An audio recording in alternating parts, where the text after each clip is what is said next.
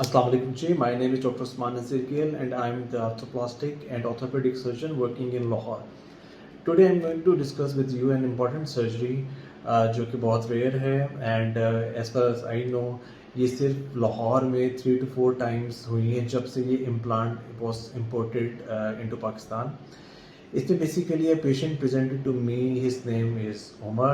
He is a young adult और आया तो उनकी एल्बो जॉइंट जो थी उस पे multiple scar mark surgical scars everything were there and उसकी मूवमेंट जो थी was just 20 degree right from like this was the moment that he was able to perform with his left elbow and it was very painful on inquiring about the surgeries he has gone through multiple surgeries जिसकी वजह से उनका ना सिर्फ elbow joint itself ख़राब हो गया था बल्कि there was no sign of union and was maltreated on several times by some surgeons in Lahore.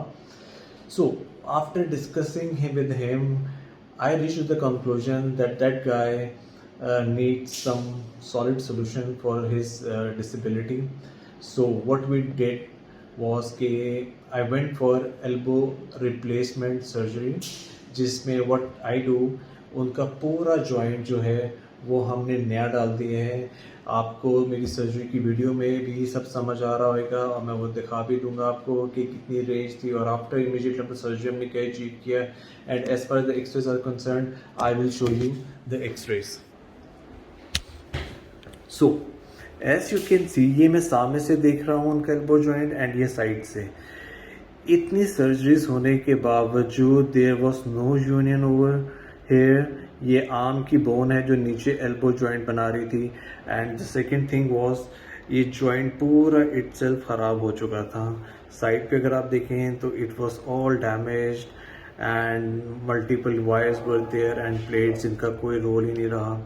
So what we did I went for the replacement surgery and जैसा कि आप ये देख सकते हैं ये जो इम्प्लांट है it is of Zimmer company USA की नंबर 1 द वर्ल्ड है which we use in this case. और अगर आप साइड से देखें तो इस एक्सरे से आपको आइडिया होएगा कि 90 डिग्री फ्लेक्शन बेंडिंग उसकी ऑलरेडी इस एक्सरे में सेकेंड सर्जिकल डे पे हो चुकी है. So this is the joint which I put after resecting all the damaged bone. And I am hopeful that in a week or two, inshallah, he will be able to extend his elbow to neutral degree and bend it